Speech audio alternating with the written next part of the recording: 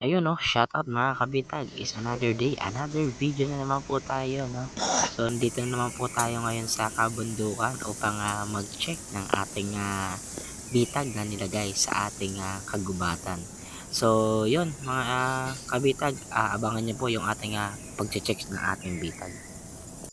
Let's go mga kabitag. So tara, puntahan na natin yung ating mga nilagay na bitag dito. Ito nga pala yung aming dinadaanan. Medyo masukal nga lang, no. So syempre kailangan din namin mag-ingat at medyo madulas yung ating mga daanan. So unang pag-check po namin dito sa may right side, meron din po dyan kami nilagay, pero sinisilip lang po namin kung natanggal o hindi natanggal.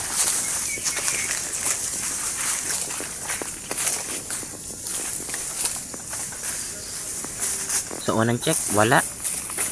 So tara, tuloy natin yung ating paglalakbay at yun, dahan-dahan lang po kami. Oops,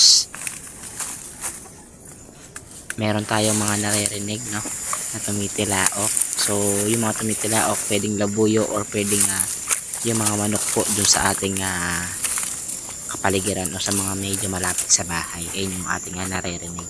Minsan naman mapapansin naman po natin at maririnig po natin yung mga tilaok na bandang sa gubat, no.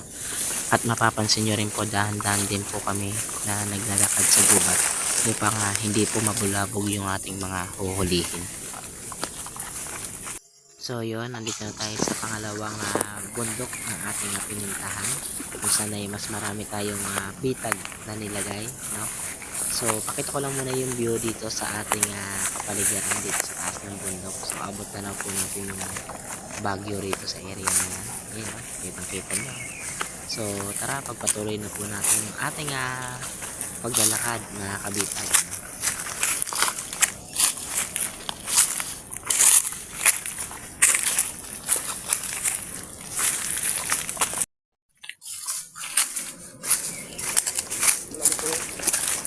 Ay, hindi ko ba? Garapan dito yun?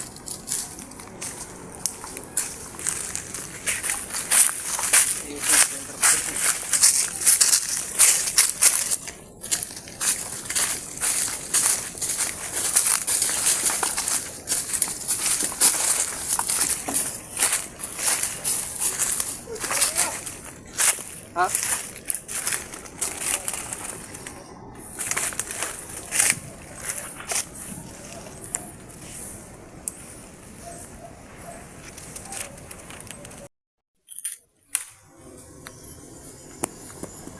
Ano, hintayin lang po natin si dito para ipagpatuloy po natin yung ating paglalakad pa itaas. Inaayos niya lang yung kanyang bitag kung saan ay meron siyang nahuli kahapon na labuyo, no? At kapag natapos na siya, aakit na rin kami, aakit sa taas.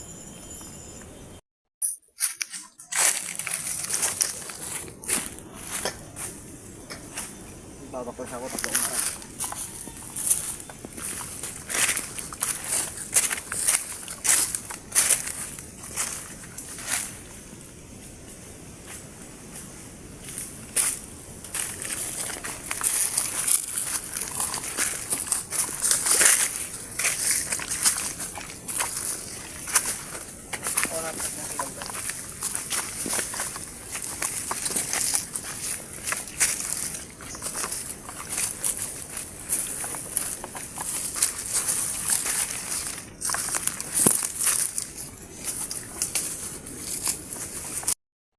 Nagkasalaang ang kalwal daw.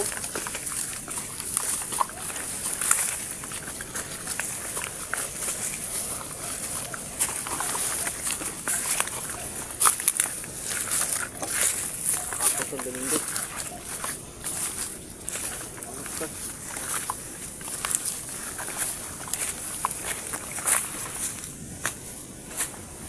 Ito na.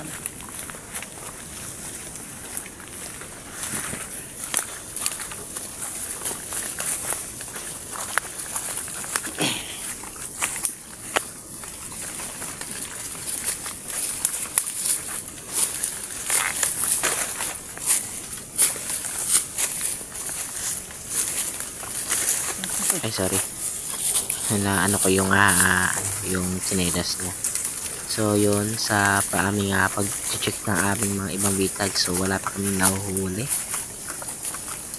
Ayan, so pero sana kahit pa paano meron kami mahuli para naman mawala naman yung aming pagod. Charing. So yun, tuloy na yung ating paglalakad. So patungo sa ating mga bitag. Syempre, i-check ko rin yung aking bitag dito. Ayan, papakita ko sa inyo kung saan banda. Ayan, so lakad lang, lakad. So dito ako sa kabila, sa side na to.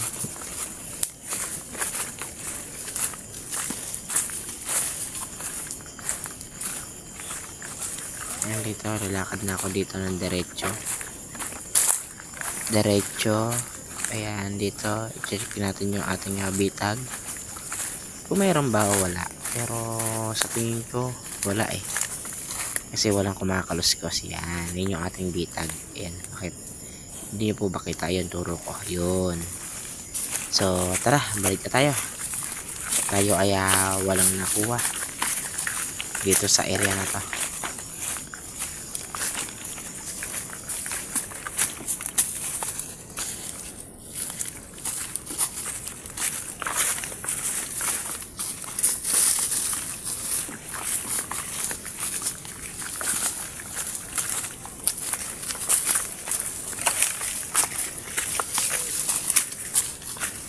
Pahinga muna tayo.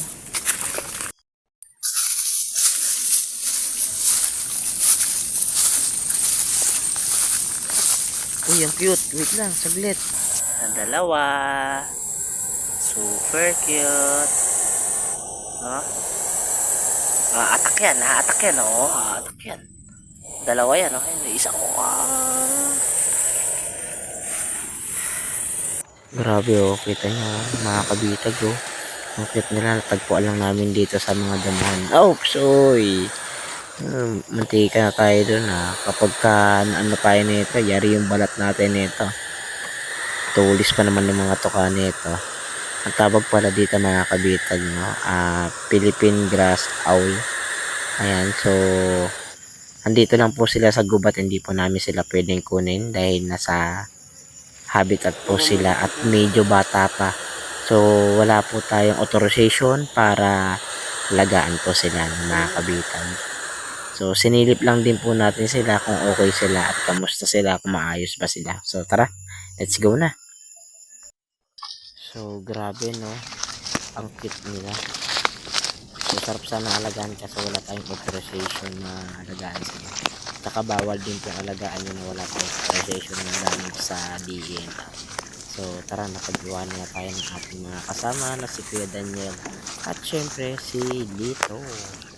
Ayan, medyo malikot lang yung ating camera for today's video kasi hinahabol ko sila.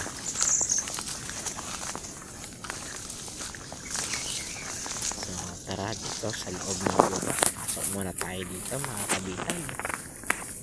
Dito may mga bitag na sila dito. Wala na rin akong bitag.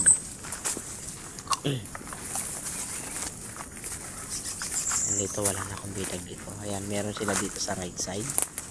Tapos alam ko dun din sa left side meron din. Dun sa taas meron sila. Ayan. Ayan. Tapos dun din meron din dito sa right side na to.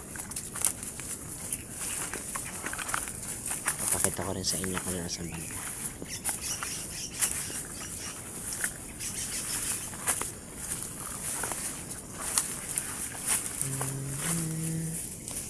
Ayan. Ayan yung isang bitag. Ayan. So, hindi ko lang tinutok kasi nagmamadali rin po kasi kami. Baka abutan kami ng ulan. Dahil pabagsak na po yung ulan, nakikita po namin. At syempre medyo maaraw pa naman. May mga araw pa naman. Pero dun sa may bahagi po ng left side, grabe po yung yung tawag dito. Yung kulimlim. Mamaya pakita ko sa inyo.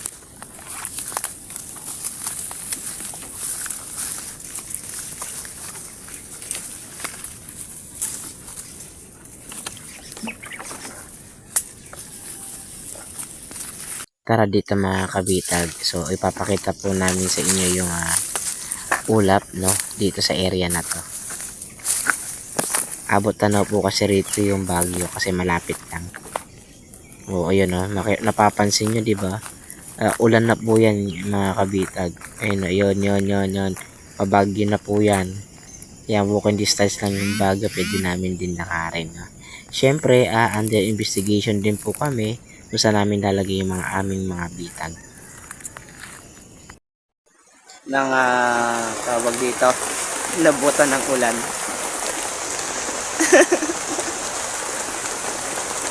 Nabutan kami ng ulan dito sa bundok. Kita nyo naman. Muulan po yan, kala nyo lang maaraw. Pakita ko sa inyo kung paano umulan. Paano kami nakasilong. Puno ng ano to. Puno ng gabi to, di ba kuya? Puno ng gabi. Gabi tsaka saging. Dito kami. Papatila kami ng ulan. Dito ano yan? Cellphone. Para hindi mabasa. Nabutan kami ng ulan eh.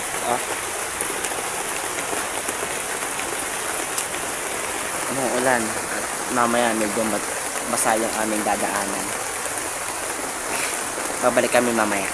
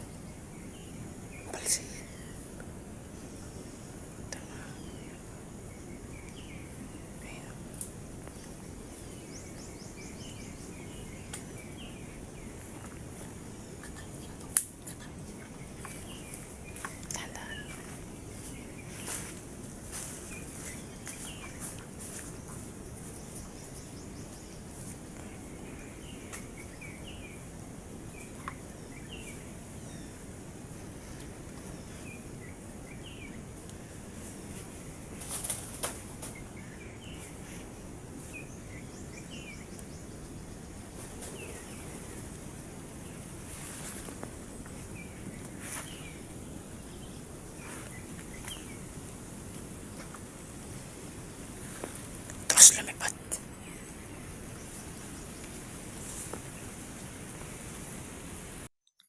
So yun mga kabitag, hanggang dito na muna tayo. At medyo naulan at magkita-kita po tayo sa ating susunod na upload. So maraming salamat sa inyo pong panonood. At naway pagpalain po nawa po kayo ng ating mahal na Panginoon. God bless. Bye-bye!